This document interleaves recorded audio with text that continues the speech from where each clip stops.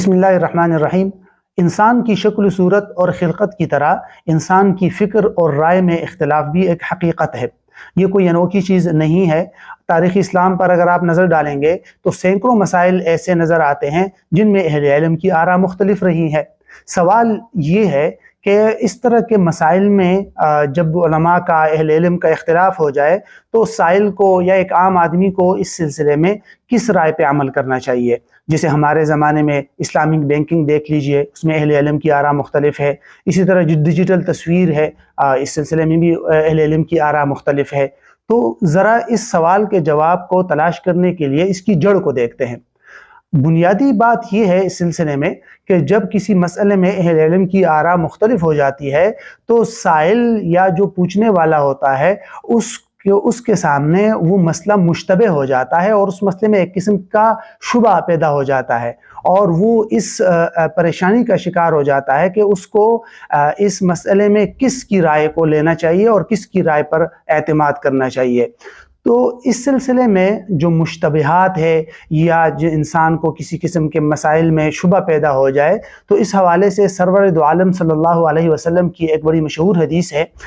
جس کے الفاظ یہ ہے کہ الحلال بین والحرام بین وبینہما مشتبہات لا يعلمہن کثیر من الناس فمن اتقى الشبہات استبرأ لدینہ وعرضہ ومن وقع فی الشبہات وقع فی الحرام۔ ان الفاظ کے بعد پھر سرور دو عالم صلی اللہ علیہ وسلم نے ایک چرواہے اور چراگاہ کی مثال دی ہے۔ اس حدیث کا مفہوم اتنا تو واضح ہے کہ بھئی حلال چیزیں بالکل واضح ہے اور حرام چیزیں بھی واضح ہیں، تاہم کچھ چیزیں ایسی ہیں جو مشتبہات ہیں اور ان کا علم زیادہ لوگوں کو نہیں ہے۔ جو آدمی اس طرح کے مشتبہ چیزوں کے اندر پڑے گا تو ایک نہ ایک دن وہ ضرور کسی حرام کام میں پڑ جائے گا۔ اب یہ اس حدیث کا مفہوم ہے۔ اس حدیث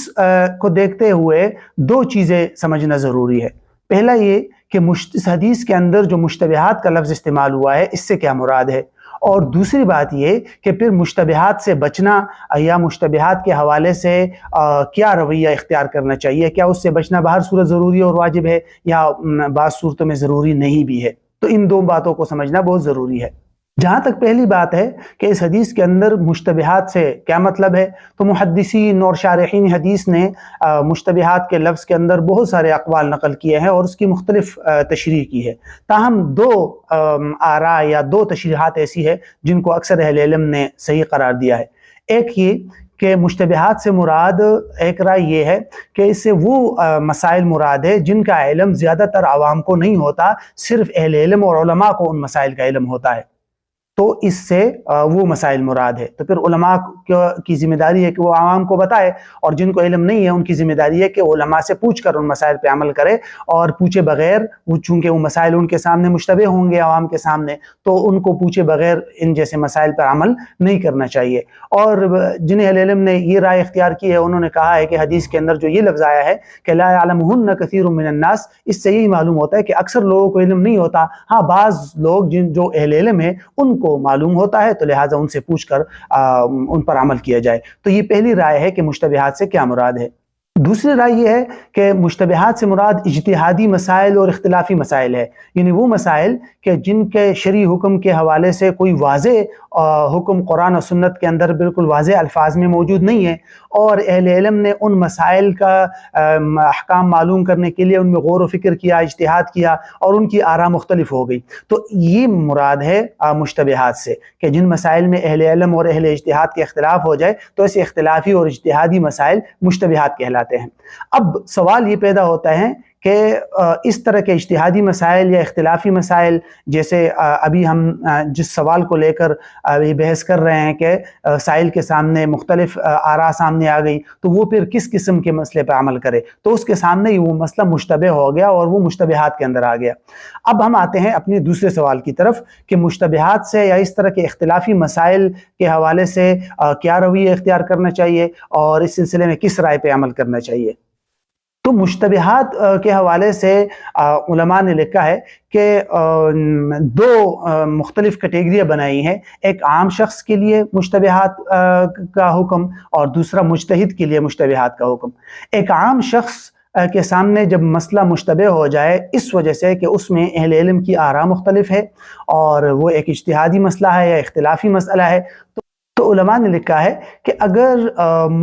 اس عام آدمی کے سامنے مسئلہ اس لیے مشتبہ ہے کہ اس نے کسی سے پوچھا ہی نہیں ہے، پھر تو وہ پوچھ کے عمل کرے گا، لیکن اگر اس نے پوچھا اور مختلف اہل علم کی آراء اس کے سامنے مختلف آ گئی تو اس طرح کی صورتحال میں اس کے لیے پہلا حکم تو یہ ہے کہ وہ اس رائے کو لے گا اور اس رائے پہ عمل کرے گا